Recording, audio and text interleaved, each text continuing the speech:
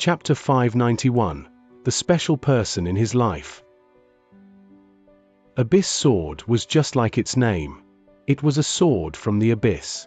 It cut through the sky and sliced through the air, slashing through the endless fog behind and revealing a brilliant galaxy after it. That galaxy was where the immortals were. It was bright young emptiness. There were an endless amount of planets engaged in cultivation there, and a lot of floating continents. Su Ming had come to this place before, and that was when he was on the ancient bronze sword. He had also come to this place once with his will before, when he killed Sima Xin. There was a gigantic vortex in this galaxy that stretched endlessly. At that moment, an astonishing whistle traveled out from the vortex, and soon, as the fog churned viciously, a sword aura shot out. That sword aura was naturally from the sword with which Di Qian had cut through the sky earlier. It penetrated the sky, shot through the fog, went through every single obstacle in its way, and flew out into the galaxy from the vortex. At the instant it appeared, it disappeared without a trace. At the edge of eastern wastelands, right above the Dead Sea, in the land of the Berserkers, was Su Ming. At that moment, a sword aura just like the one that went into the galaxy charged towards him with a howl. The speed of it was so quick that it closed in within the blink of an eye. The moment it did so, Su Ming closed his eyes and had his right palm turn upwards while his left palm turned downwards. He closed his eyes, and a whirlwind appeared around him. As it rotated with loud booming sounds, it hid Su Ming's body. No one outside could see within it, and there Su Ming's body turned into that of a teenager. His hair turned purple and white, and at that moment, Destiny's presence radiated off him. A loud bang shot up in the sky at that moment. The sword rammed into the whirlwind, and without a single hint of resistance from the wind, it tore through then fell back, simply letting its aura rip through it to charge towards Su Ming, who was inside. But the scene that happened right after caused Di Qian to experience a huge shock for the first time since the battle started. That shock was even stronger than when he faced the god of Berserker's spike. He widened his eyes in disbelief. Right before his eyes, he saw the sword aura penetrating the whirlwind, causing it to crumble as it charged straight towards Su Ming. But for some unknown reason, the crumbled whirlwind gathered up together once again, and the sword aura that penetrated through the wind turned back. It was as if time had reversed on everything that had happened just now. If that just had been the case, Di Qian would not have been too shocked. What truly shocked him was a presence that came forth from the recovered whirlwind. It was one that made his heart tremble. There was no way he would mistake or forget that presence. It almost made him lose control over his mind at that instant. Destiny. At the same time that one word he would occasionally mention in conversation tumbled out of his lips, a fragile person walked out of the whirlwind where Su Ming was. He swung his right hand behind him, and the whirlwind dissipated. What appeared before Di Qian was a teenage boy, Destiny, whose half of the head was white, and the other purple. This is impossible. You haven't woken up in Berserker's Realm Mountain. You're still in the seal. You can't possibly bring forth the transformation to become Destiny. This isn't you. This isn't Su Ming. This isn't the Destiny I want. Di Qian's face twisted into a ferocious expression, as if he had gone mad, as if a fatal miscalculation had just appeared in the plan he had prepared for a long, long time. It caused him to be unable to accept this sudden matter. This isn't your path. Di Qian took a step forward, and with lightning speed, he charged towards Su Ming. For the first time, a killing intent that surged into the sky came from within him. He might have attacked before, but he had never possessed the thought to kill. He simply wanted to restore order. Yet now, his killing intent was incredibly clear. This isn't the path you should take. This also isn't the destiny that I've worked towards for such a long time, and still had hope of obtaining even if I've failed time and again. This isn't you. Di Qian roared. His body closed in on Su Ming in an instant, and as he lifted his right hand, he went on to point at the kid's throat. He wanted to kill. Su Ming, who had turned into Destiny, looked at Di Qian coldly with a calm expression on his face. At the instant that finger closed in, he did not dodge, but before Di Qian's finger managed to touch him, the clone started swiftly moving back, as if time had started flowing back on him, causing his actions to go in reverse. This change caused Di Qian's pupils to shrink, and for the first time, panic appeared in his eyes. He was not panicking over the possibility of him not being able to escape from the chains of time. What caused him to go into panic was the disaster that was even more alarming among the immortals. It was something from many years ago, before the time of the first god of berserkers. That disaster was a terrifying nightmare to the entire true Morning Dao world, and it was precisely because of it that the true Morning Dao world and the immortals who had yet to recover from it were trampled by the first god of berserkers. At the instant Di Qian's actions started flowing backwards, Su Ming took a step forward. He lifted his right hand and pointed at the center of Di Qian's brows. A bang reverberated in the air, and golden light shone around the clone's body.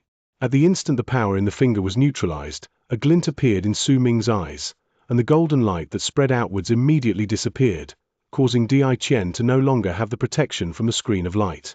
At that moment, Su Ming lifted his foot and kicked the clone. With a bang, Di Qian was pushed backwards.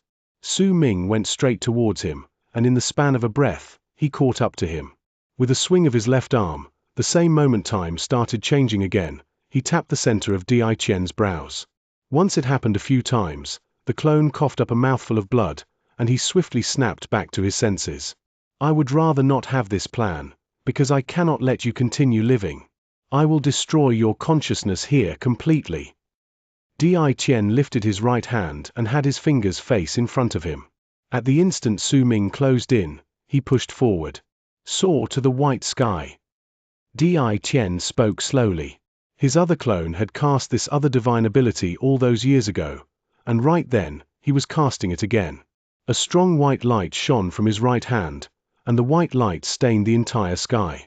Then, he clenched his right hand into a fist and pointed upwards, and a white sun appeared in the sky.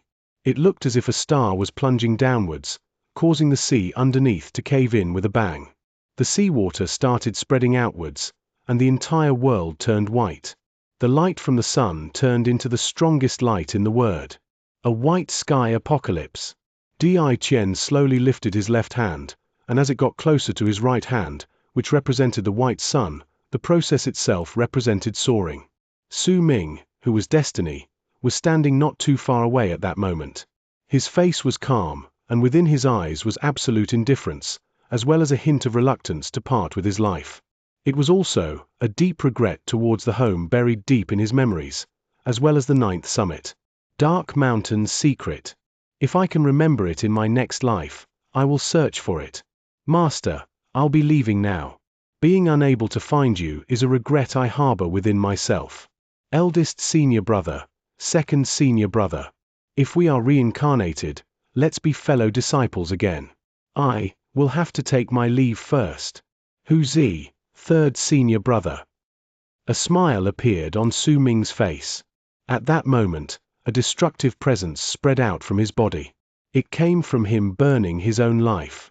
It was him using everything in his life to activate what little remained of the god of berserker's hair on his right index finger, which he lifted. That strand of hair had managed to kill Di Qian's clone in the past.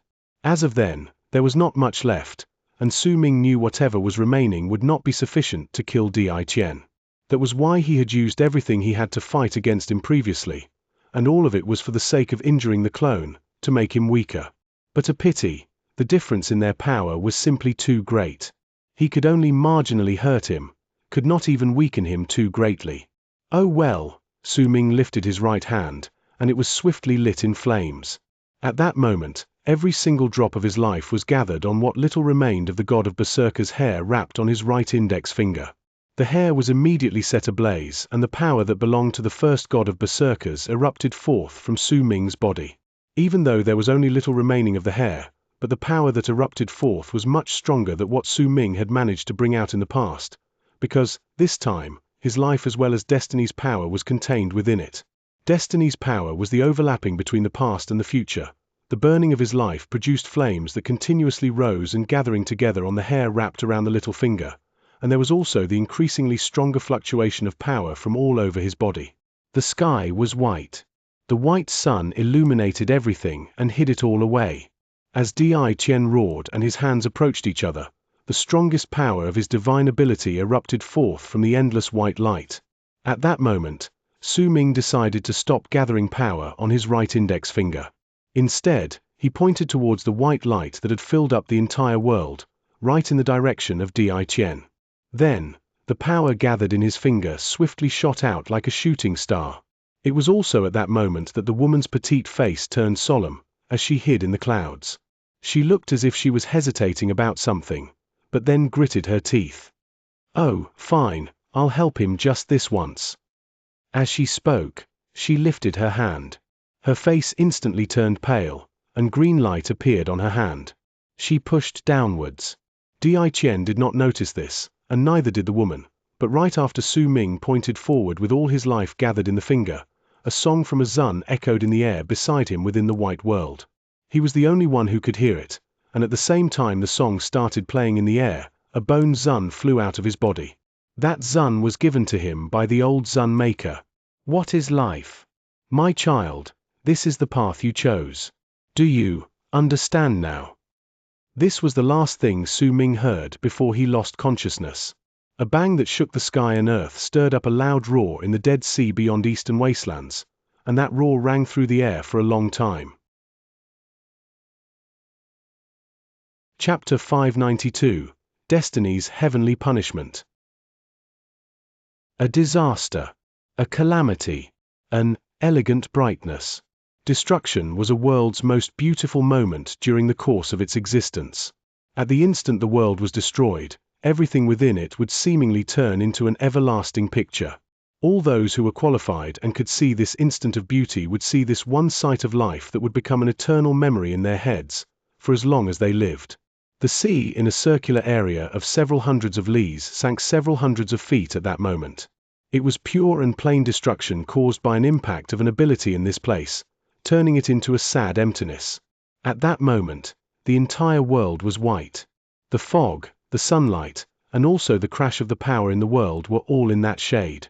As the seawater sank and that force crashed into the sea at the edge of the hole could not surge in to fill it up, causing this area to become a pit.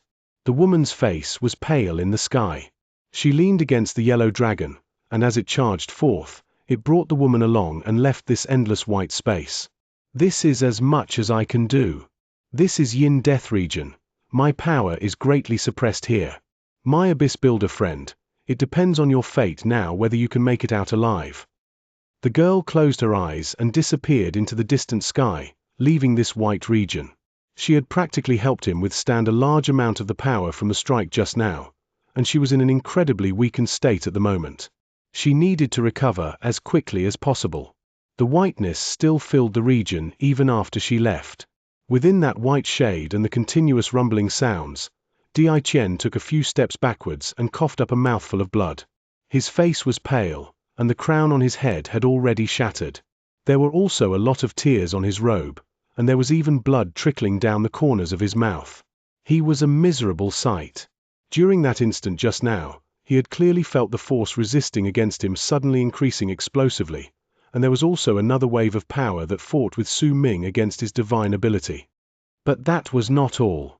During that instant, Di Qian also felt another wave of power coming down from the sky. It was equivalent to him fighting against 3 forces of power by himself. Fortunately for him, the might behind his divine ability was incredibly shocking, which was why he had managed to retreat once it exploded upon crashed into the 3 forces of power, albeit with much difficulty. He had also paid a large price for it. The golden light on his body was no longer with him, because the jade had shattered into powder. Su Ming. Killing intent appeared in Di Qian's eyes. Once he took the couple steps back, he swung his arm, and immediately, the white around him swiftly darkened. Then, he charged forward. He could sense that the person who had sent that power from the sky just now had left. He might not know who it was, but to Di Qian, killing Su Ming right then was the most important thing. That was why he chose not to bother about that person. Instead, he charged towards where he had managed to locate destiny with his divine sense. As the white world continued darkening and the area grew clearer, Di Qian found Su Ming, who was in the air thousands of feet away, with a single glance. He was still in the form of a teenager and had his eyes closed, unconscious, but he did not fall to the ground. Instead, there was a gigantic bone zun under his body. That zun was 30-something feet big, and melodious notes were traveling out from that instrument at that moment. The light of relocation was also surrounding it. It was shining brighter and brighter with each passing moment. Clearly, it was about to relocate very soon. Once relocation was activated, then Su Ming would once again disappear from Di Qian's sight, which meant that he would have made it through this disaster. In fact, Di Qian could already imagine that if Su Ming managed to leave like this, as if everything had been planned, then there was a high possibility that it would be incredibly difficult for the clone to find him, just like what happened a few days ago. If Di Qian had not fought against Su Ming, he would not have been too bothered by this. He would still be able to find Su Ming sooner or later in the Berserker's world. Yet their fight just moments ago had let Di Qian see just how much Su Ming had improved. This sort of improvement gave him a feeling that if he had more time, it would be even more difficult than now if he wanted to suppress him again. More importantly, he saw destiny. This was a scene that caused Di Qian's heart to be in so much shock that he was nearly trembling. No matter what, he had not expected that destiny would rise from his slumber early. This was not his plan. This had completely gone out of his expectations. When he remembered the great disaster that had fallen on the true Morning Dao world all those years ago, remembered that terrifying legend, and understood that all of those things that happened in the past might perhaps repeat themselves not too far into the future and would do so because of him, how could he not be afraid of it? How could he not be terrified? When he saw that Su Ming had sunken into a state of unconsciousness and lost all his abilities to fight but was just about to be sent away by some Bone Zun, a freezing glare immediately appeared in Di Qian's eyes. He swiftly took a step forward, thinking of preventing all of this from happening. Before he came to find Su Ming this time, he had not expected that he would be so difficult to deal with and would manage to force him into such a pathetic state, as well as make him give up so many things. I can't let him have any more chances. Di Qian lifted his right hand and swung it towards the sky. With it, the empty sky, the sea beneath, and the entire space around them seemed to have frozen up. Under the rumbling sounds, the entire dimension was locked up, sealing away all power that could relocate away from this place. I'd like to see how you can. A cold sneer appeared on Di Qian's lips. When his right foot landed on the air, his body disappeared, and in an instant, he appeared before the Bone Zun, on which lay Su Ming. Yet right at the moment his body appeared, the clone's pupils shrank, and a look of disbelief appeared on his face. This expression was incredibly rare on him, and it appeared because despite the area being completely shut down, he saw that not only did the relocation light did not diminish, the instant he arrived, a piercing light erupted forth from that Zun. As it shone, Di Qian could only helplessly watch Su Ming's body turn semi-transparent, as he lay on top of that instrument. The power of law. Shock was evident on Di Qian's face. He knew clearly that only the power of law could execute any form of relocation and leave this place despite him locking down this area. Only those whose level of cultivation had reached beyond Life Palace and who had understood the waves of movement contained with the laws of the world would be able to do such a thing. Because his real self could do it. However, his real self could not come to this place. And the power contained within the clone's body could not do this. At the instant he found that he could just watch Su Ming's body disappear, Di Qian let out a furious roar. He knew that he could not prevent this relocation that surpassed his power. He even managed to tell from the fluctuations of the power that was taking Su Ming away that it did not belong to the land of the Berserkers. Instead, it felt as it had descended from another world, thus destroying his plans, causing this disaster towards Su Ming to disappear, just like this. But Di Qian could not accept it. As he roared, red appeared in his eyes, and almost at the instant Su Ming was about to leave with the Bone Zun, Di Qian's voice reverberated in the world. His voice was like thunder, and even contained his will. As it spread out, it caused the sky in the Berserker's world to tremble.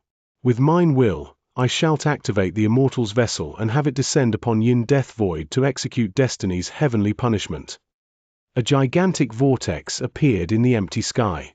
Its appearance caused the clouds further away to fall back at the same time, and anyone who lifted their heads to look at that moment would find that the sky looked as if it was going through a disastrous change. Far above the sky was a layer of nebulous fog. It spanned endlessly, and Su Ming had moved through it before, in the past, when he was on the ancient bronze sword. That layer of fog was right behind the vortex in the sky. In fact, The appearance of this vortex was due to the fog as well, and it was as if the sky in this entire region had turned invisible. Perhaps more accurately, the sky had moved away to reveal a huge hole. Right behind the endless fog was a dazzling galaxy Su Ming had seen before as well. If anyone stood there and looked towards Yin Death region, they would be able to see the boundless vortex made of fog, and beyond it the 9 cultivation planets. Those 9 cultivation planets surrounded the vortex as if they were defending it. At that moment, as Di Qian's voice reverberated in the air above the Dead Sea, it seemed to have triggered some sort of divine ability. Suddenly, a strong ray of light erupted forth from one of the cultivation planets. Its color was purple, and at that moment, it illuminated the entire galaxy for a brief instant. An indescribably terrifying presence came from within the purple light, and that cultivation planet looked as if it had turned into a gigantic enchanted treasure to gather it up, causing the purple light to let out a loud bang that reverberated through the entire galaxy. It charged straight towards the vortex and crashed into it in an instant, making the rotation of the fog to freeze.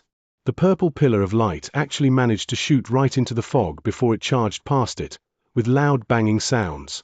This sort of might and terrifying presence caused many of the people on the cultivation planets and continents in this galaxy to be instantly shocked awake from their meditations. All of them turned to look at the spot where that presence came from. The cultivation planets beyond Yin Death region were clearly not just mere decorations. They were the immortals' priceless treasures, used to keep a lookout on Yin Death region. They only had one duty, and that was to kill all those who left Yin Death region. However, if Su Ming had been awake and seen this scene, he would definitely be skeptical, because when he left on the ancient bronze sword, he had not seen these cultivation planets. The purple pillar of light with the destructive presence shot through the vortex of fog at an incredible speed and descended from the sky above Di Qian and Su Ming's battlefield. That powerful light spread out endlessly. When viewed from the galaxy, it had not seemed too big, but as Di Qian looked at it at a close distance as it descended, he saw that its size was several thousands of li's big. He clearly knew that only short-distance relocation would allow a person to completely disappear. If it was a long-distance relocation, then while the person might have seemed to disappear, in truth, the signs of his or her existence would still be around. Di Qian himself might be unable to notice Su Ming and destroy him, but once he placed everything on the line and activated the Immortal's enchanted vessel, all of this would change. Destiny, die! Di Qian let out a low roar, but his voice was drowned by the howls from the powerful light descending from the sky. With a bang, that purple light shot down and fell on the Dead Sea. All the water within thousands of li's was instantly turned to vapor. All the living creatures in the sea also died at that instant. The seawater dissipated, and the world that was a continent under the sea all turned into powder once the pillar of light descended. It was pierced through. This was the power to destroy worlds. Chapter 593, Ugly Little Thing. Thousands of li's of seawater vanished, and thousands of li's of land at the bottom of the sea turned into powder. A gigantic pit appeared within the Dead Sea. As if it possessed intelligence, the seawater around the pit did not dare to get closer to the purple light crashing down, causing this pit to stay as is for a long time. Di Qian's hair was a mess as he stood in midair, in silence. The bone Zun before him had already disappeared, and so had Su Ming.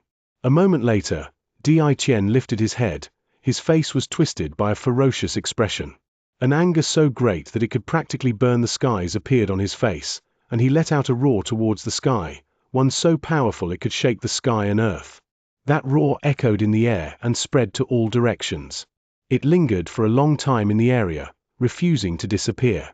Destiny's heavenly punishment had destroyed everything in a circular area of thousands of li's, but it had not managed to find any trace of Su Ming.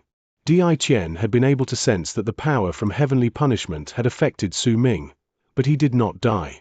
With killing intent and madness raging in him, Di Qian cast his divine sense outward and swept through the sky and earth, covering the furthest possible area within the limits of his divine sense, but he could not find Su Ming.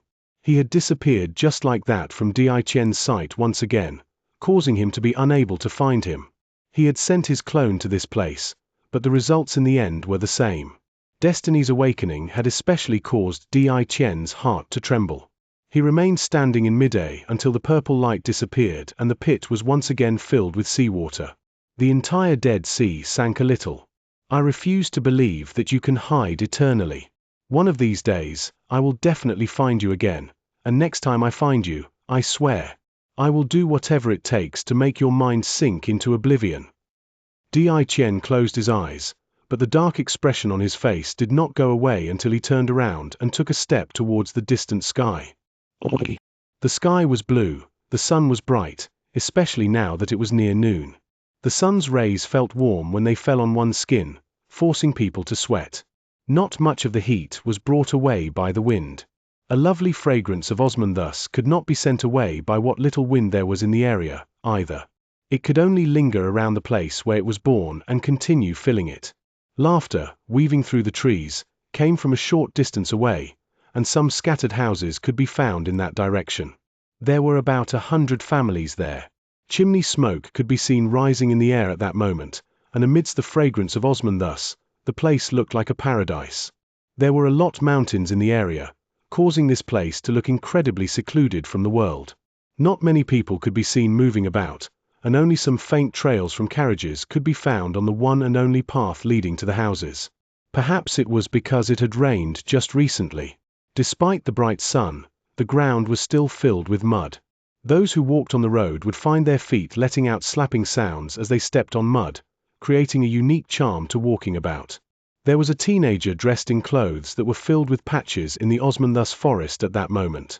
He was sitting on some leaves as he leaned against a tree, looking at the sky that could not be hidden away by the forest canopy, immersed in his own thoughts. He looked rather pale, but this pale face made him look incredibly elegant and handsome. He was young, only about 12 to 13 years of age, and the patched clothes could not cover his temperament that could make others grow fond of him the moment they saw him. However, his body looked incredibly frail. His eyes, though, were extremely lively as he looked at the sky while leaning against an osman thus tree. He stared at the sky quietly. There were some blades of grass in his hands, and as he manipulated them, they were gradually woven into a figure of a small person. All of this was done instinctively. He was still looking at the sky, though no one knew what he saw. Perhaps it was the blue sky, and perhaps it was the white clouds. No one would know besides him. After a long while, the sound of footsteps traveled through the forest, and along with them came a clear voice that belonged to a child. It fell into the boy's ears. Dog leftovers, big brother, dog leftovers, Ma wants you back home. This was a little girl's voice. There was a hint of innocence within her clear voice, as if she had yet to be tainted by the materialistic world, had yet to begin harboring complicated thoughts. She still retained her childlike, innocent dreams. She was a little girl of 8 to 9 years old, and was dressed in clothes filled with patches. There were 2 braids by the side of her head, but she was not pretty. There was a birthmark on her face, yet her eyes were bright. If anyone looked past that birthmark, they would find that she was actually a very adorable girl. When the boy heard the girl's voice, he averted his gaze from the sky, and a smile stemming from the bottom of his heart appeared on his face. He sat up straight and looked towards the girl running towards him. Slow down, the ground's filled with mud. The boy walked over, speaking gently. There was a doting look in his eyes as he looked at the little girl. Dog leftovers. Ma made good food today. She made my favorite medicinal herbs. Hurry up. Hurry up, the girl said with a smile, as she ran to the boy's side. She even lifted her tiny hands and brushed away the mud and leaves on the boy's clothes. The boy patted the girl's head and took her hand with a smile before walking out of the forest with her. Big brother, why do you always come here? There's nothing here besides osman thus trees. The girl called Ugly Little Thing blinked her eyes and held the boy's hand as she asked curiously. The boy smiled and did not speak. He merely lifted his head to cast a glance at the side, and a wizened look that no one else could see flashed past his eyes. When they walked out of the forest, that wizened look buried itself in the boy's eyes, and it could no longer be found. Perhaps only the air around him could sense the sigh he let out in his heart, for it caused the originally clear sky to swiftly turn much darker, dark clouds appearing above. The forest was not too far from the houses. It would only take them some time to reach the place.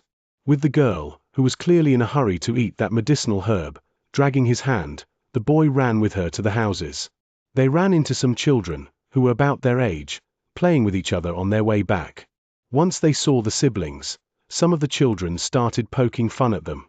"Ugly little thing, what good food did your ma make today?" "That's right, ugly little thing, didn't you say your parents were going to make you clothes without patches?" The girl holding the boy's hand lowered her head, and her body tensed up slightly, but she quickly recovered. She still had her head dipped down, however. She wanted to leave this place as quickly as possible, back to an ordinary house not too far away. That was her home. This could not be considered a tribe, because the people here were not related to each other. Perhaps this place could only be called a village.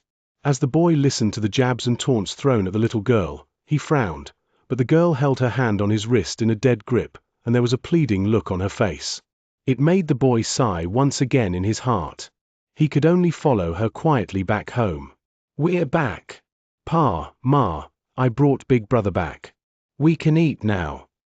The little girl smiled happily and ran in once she pushed open the door to her house. Dog leftovers entered the house right behind her. This was a house made of mud. It was not big, and there were only 2 rooms in it. When he walked in, coughs could be heard coming from one of the rooms. "Dog leftovers, did you go look at the Osmonthus again? They'll be gone in a few months' time, so you should look at them as much as you can now." A middle-aged man walked out from the other room, speaking to the boy. The man's face was filled with an ancient air. His clothes were simple, and his face honest. When he walked out, he looked towards the boy, and a kind smile appeared on his face. He was not tall, and neither was he strong. Only his hands would give others a unique impression. Those hands were full of scars, which covered many areas, especially on his fingers. At that moment, with just one glance, the boy could tell that were clearly new wounds on the man's hands. Right behind the man was a woman. Her skin was rough, but despite that her original beauty could still be seen. Time, however, had left too many marks on her, causing her to look older than she really was. She was holding 2 bowls in her hands as she smiled at the boy. "You little rascal, if ugly little thing hadn't called you back home for lunch, you wouldn't have come back. You'll only ever return when it's dark outside. You're still weak, be careful to not catch a cold outside." A tender smile appeared on the boy's face. He walked up and received the bowl from the woman's hand and spoke softly. "Pa, Ma, I'm fine. All right now, eat more of this mountain herb later. Your grandpa Jong just got himself a grandson this morning, so he gave us some mountain medicine in exchange for some of your PA's straw dolls. He said to use these to provide nourishment for you and our little ugly doll." The woman looked at the boy and the girl, who was cheerfully setting up the table, with a loving look. She walked over to the table with her husband.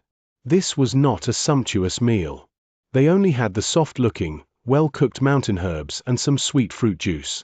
Ugly little thing's cheerful laughter echoed in this normal family, and the woman's love, as well the middle-aged man's gentle demeanor gave the house a warm atmosphere. The boy looked at them, and a smile appeared on his face as well. That smile came from the depths of his heart. He was thankful to this family, and especially grateful to this little girl called Ugly Little Thing. A year ago, he had woken up in this place, and this girl had discovered him in the mountains when she was out alone picking different types of grass for her father to use for his straw dolls. She had carried him back home on her back, and from then on, he lived here. He now had a younger sister, and her name was Ugly Little Thing, because she was ugly.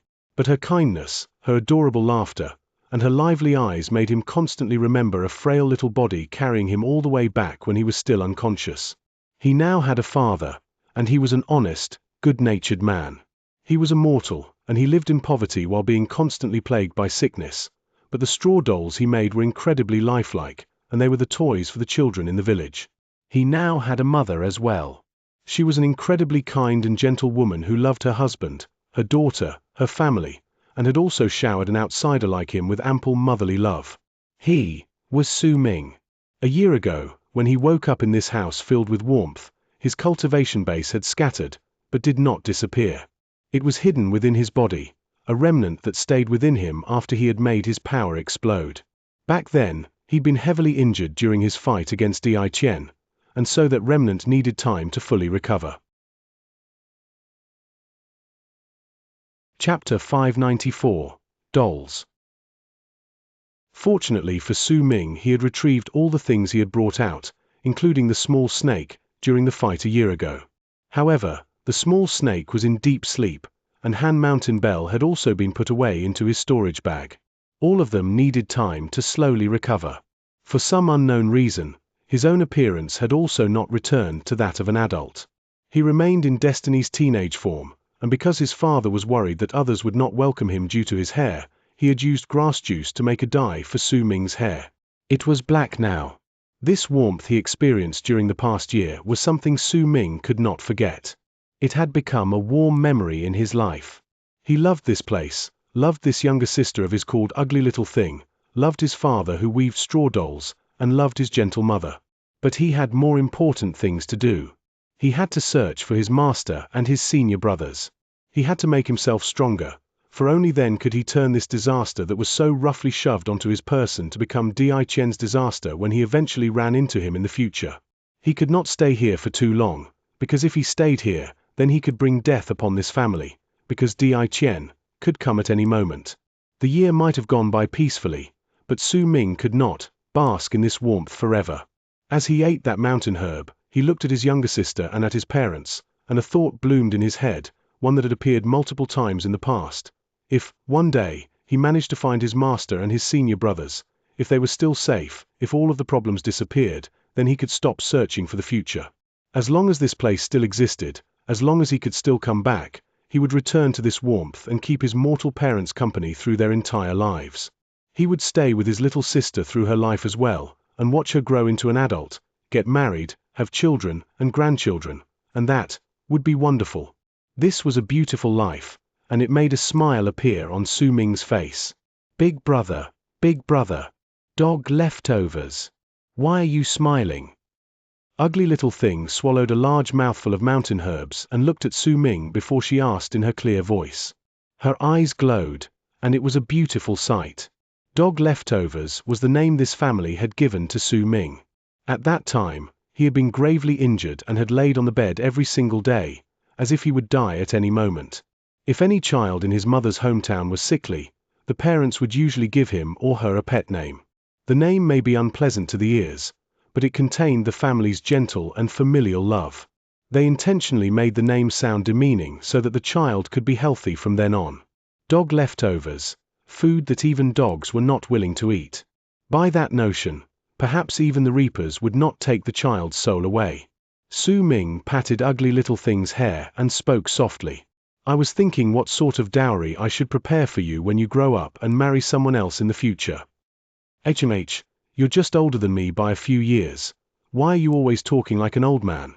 I'm also thinking what sort of present I should prepare for my future sister-in-law when you marry her in the future. Ugly Little Thing scrunched up her nose and imitated Su Ming's tone as she spoke. Her parents looked at their children, then at each other, and they both saw the smile in each other's eyes, along with the warmth in their hearts.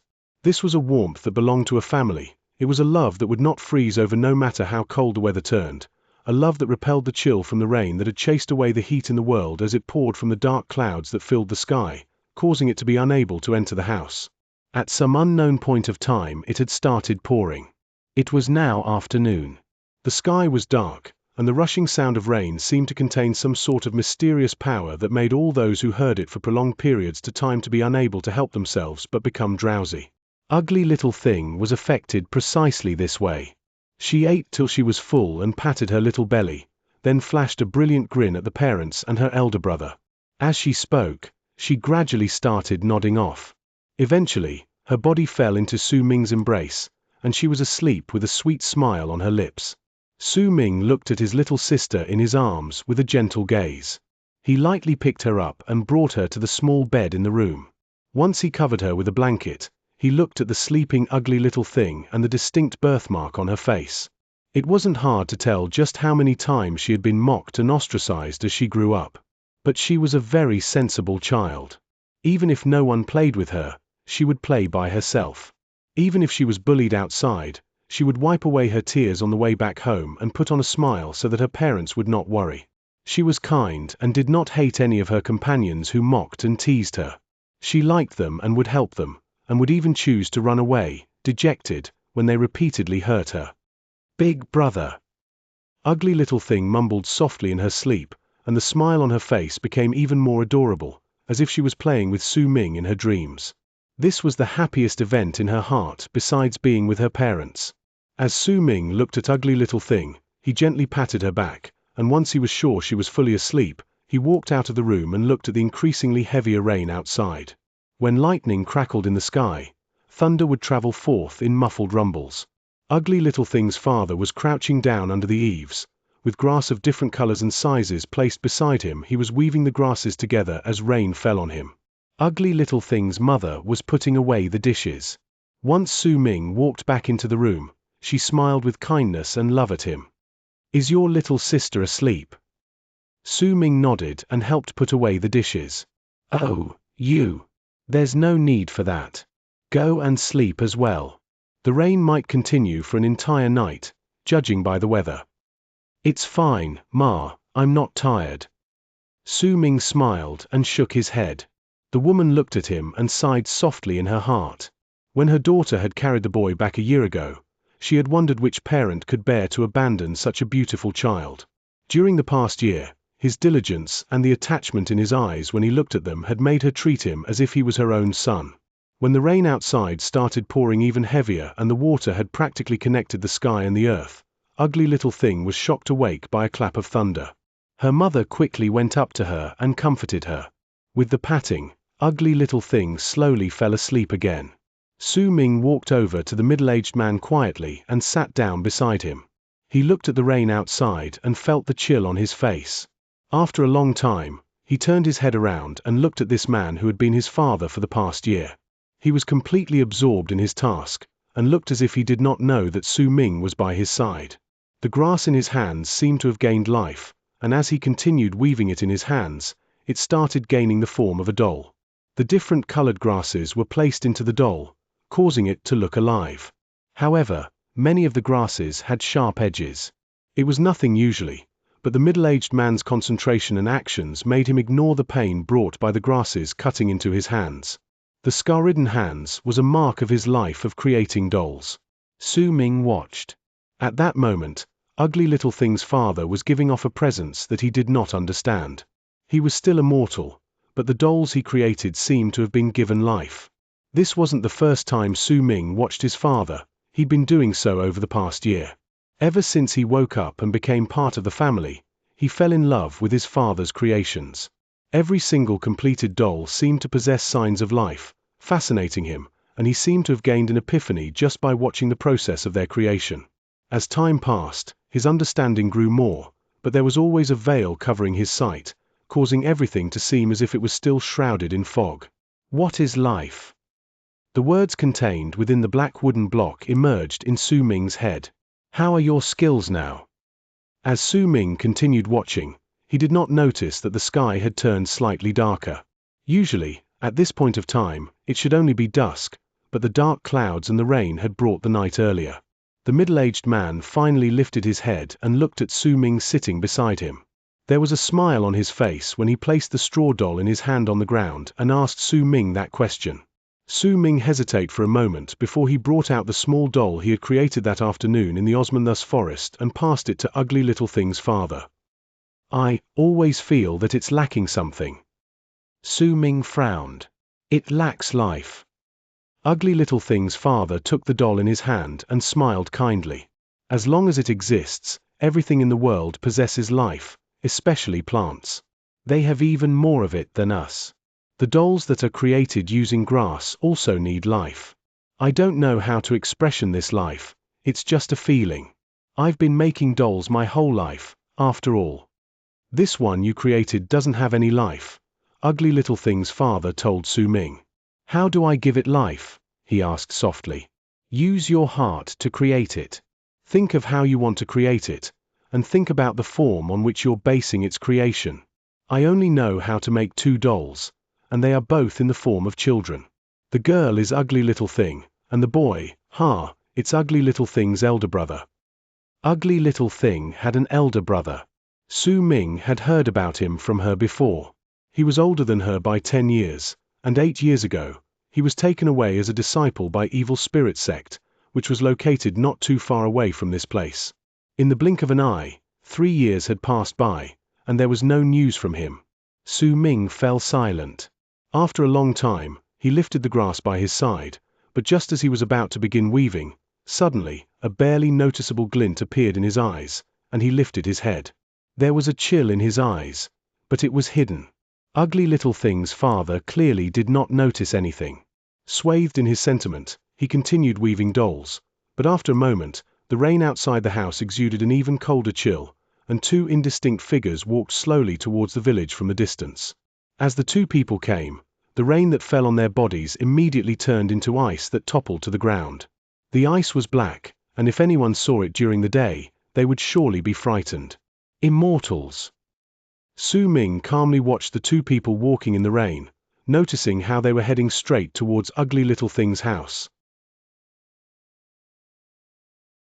Chapter 595, 7 Days. The rain that fell on the ground fused into the ripples that had formed there. They could not be seen clearly, because all the living souls on earth existed in the ripples of life to begin with. Su Ming stared at the 2 cold figures walking towards him from the distance. They got closer to the house in the now dark world that would usually only be dusk at this point of time. As they closed in, a chilling air spread outwards, making the cold rain become even colder. The lightning in the sky disappeared at that moment, as if it had retreated from this cold and had hidden itself in the darkness, refusing to come out. Only the sounds of rain falling and squelching of feet walking on mud could be heard, the latter gradually growing clearer. It slowly reached the father's ears, causing the middle-aged man to instinctively lift his head. He saw the 2 lean figures walking over to the house in the rain, arriving right before Su Ming and himself. "You are..." Ugly Little Thing's father shuddered. When he wanted to stand up, his body shivered, and Su Ming quickly stood up to support him, all while looking at the 2 people coldly. He could tell that they did not harbor any killing intent, or else destroying this village would be as easy as breathing to them. "Kneel and receive the announcement," the person on the left said with a shrill voice. As he spoke, the temperature around them turned even colder, and because Ugly Little Thing's father was simply a mortal, he was stunned by the voice and his face immediately turned pale. He suddenly remembered that his eldest had been brought away by people dressed in these clothes 8 years ago on a rainy night just like this. Perhaps it was because the person's shrill voice was rather sharp as well, it also traveled into the house, causing the sleeping Ugly Little Thing and her mother to be shocked awake from their dreams. A barely noticeable glint appeared in Su Ming's eyes. These 2 immortals could be killed with just 1 finger if he was at the pinnacle of his strength, but his cultivation base was still in its recovering stage at the moment, and he had no idea when he would reach his peak. Yet even so, even with the 1/10 of power he had recovered at that moment, he could still kill these people with ease. "Junior brothers were..." The person standing to the right spoke with a low voice. He cast a glance at his companion, as if he was slightly displeased with what he had just said. "Old man, is Chendashi your son?" The black-robed person standing to the right turned his head around and cast a glance towards Ugly Little Thing's father, who was currently being supported by Su Ming. He had also caught sight of Su Ming at the corner of his eyes, but he paid no attention to him. As he spoke, he pulled down the black hood covering his head, revealing a pale face that showed that he was about 40-something of age. He looked normal, and only the blue light in his eyes stood out, shining faintly and indistinctly. Ugly Little Thing's father shuddered. If Su Ming had not been supporting him, he might have fallen to the ground due to the cold, biting chill, but the moment he heard that name, he seemed to have gained strength. "Yes. Xia is my eldest. He. Ugly Little Thing's father stammered.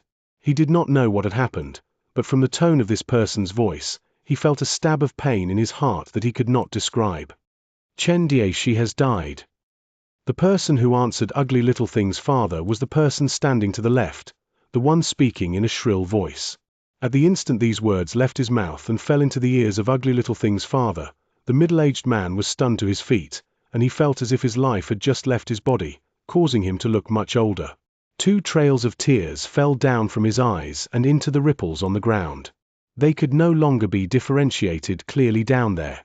At that moment, the sound of something crashing to the floor came from the house, and that was Ugly Little Thing's mother, who had heard those words while walking out of her room.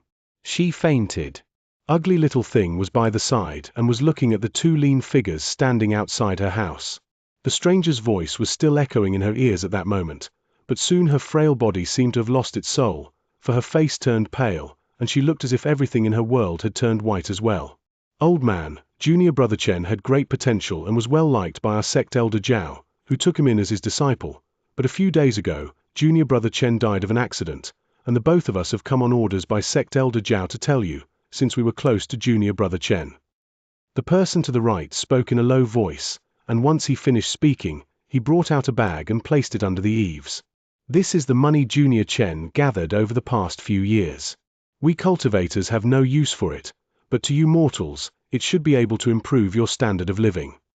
The person to the right might have been speaking in a cool voice, but there was an expression of regret on his face. When he looked at Ugly Little Thing's family, pity flashed quickly past his eyes. On the other hand, the person to the left remained as cold and aloof as ever. Thank you. Thank you, immortals. This is Xianxia's fate.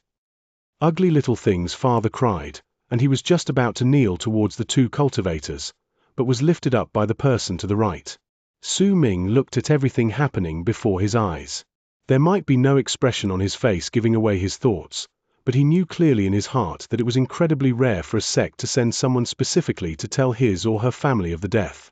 This sort of thing was nigh impossible, unless the person died of unusual causes. Su Ming supported Ugly Little Thing's father and turned his head around to cast a glance at the little girl, who was standing in the house with a dumbfounded expression. He also looked at his mother, who had fallen unconscious. The warmth that had existed previously in this family had shattered because of this nightmare. This must be your other son, and this girl. The person to the right trained his eyes on Su Ming once again, his gaze like lightning. After looking at him for a single instant, he looked at Ugly Little Thing. They don't know the details of Ugly Little Thing's family. Looks like they didn't ask around, and Ugly Little Thing's brother didn't go about telling others, Su Ming thought. By sect elder Zhao's orders, we permit you to give us another child from your family. The sect elder will personally receive him or her as his disciple, and they will inherit the regrets left behind by Junior Brother Chen. Congratulations, old man. We will give you 7 days to choose the person who will enter Evil Spirit sect. 7 days later, when we are on the way back to the sect, we will bring the child away. The person to the right spoke slowly, and once he finished his speech, he no longer bothered himself with Ugly Little Thing's family and turned around to leave. The other sect member gave Su Ming and Ugly Little Thing a deep and profound smile before he, too, left. The rain poured even harder. The two people in black walked in the rain, and their bodies turned indistinct, then gradually disappeared. Only Su Ming could see them farther away, turning into long arcs and moving to the sky. Su Ming had seen the evil spirit sect they spoke of during the year he stayed in the village. It was a sect built on a mountain surrounded by clouds, and only when the entire sky was clear could he vaguely see its buildings. However, the two disciples from Evil Spirit sect were flying towards the east. Clearly, they were not returning to their sect. From what they had said and Su Ming's own analysis, he could deduce that the two people had left the sect on some other important business. They had come here while they were at it to complete this sect elder Zhao's request. That was why they gave them 7 days instead of immediately asking to take that person away. Clearly, taking a child along would affect their other mission, so it would be better for them to take him or her when they came back. It was just as they said, when returning, they might as well take the child while they were at it. To these two people, this was a simple message, but to Ugly Little Thing's family, this was a bolt out of the blue and a nightmare that they could not refuse. It was especially so when the parents had just gone through the pain of losing their son, yet had to face the fate of having another child taken away from their hands. This sort of thing was a disaster to this honest and kind family. Ugly Little Thing's father stopped weaving dolls. He looked old now, and with grief in every fiber of his being, he moved to his wife and began crying silently. The mother was slowly waking up at that moment, and she looked at her husband standing before her blankly before she started weeping as well. Su Ming stood quietly by the side with a complicated look on his face. He could sense the family's pain and their helplessness in the face of fate. Ugly Little Thing did not cry. She bit her bottom lip and lowered her head. We can't let Ugly Little Thing leave with them. She's still a child, she's Ugly Little Thing's mother looked at her daughter, who was silent and did not seem to be capable of crying anymore. Her heart was in pain, as if there was a knife cutting into it, but she could not fight back. 7 days. We'll leave this place and flee without stopping. Ugly Little Thing's father gritted his teeth and looked at his wife, as well as daughter, before he spoke resolutely. It's useless, Pa. I heard from others that immortals are deities. No matter how far we run, it'll still be easy for them to find us. At that time, all of us will be punished because we angered them. I'll go. I'll enter the immortal sect, Ugly Little Thing whispered softly, and at that moment, she seemed to have grown up. If I live, then one day, I can be like the immortals, and I'll be able to find the cause of Big Brother's death. She clenched her fists and closed her eyes. I'll go. In the midst of the family's grief, Su Ming cast a glance at the rain outside. It looked as if the sky was crying. When his voice reached the family's ears, Ugly Little Thing opened her eyes. Her mother was momentarily stunned. When she looked at Su Ming, conflict and hesitation appeared on her face. This has nothing to do with you, my son. Leave as well, get out of this place. Ugly Little Thing's father immediately said. Su Ming looked at Ugly Little Thing, then at her father and mother. A smile appeared on his face.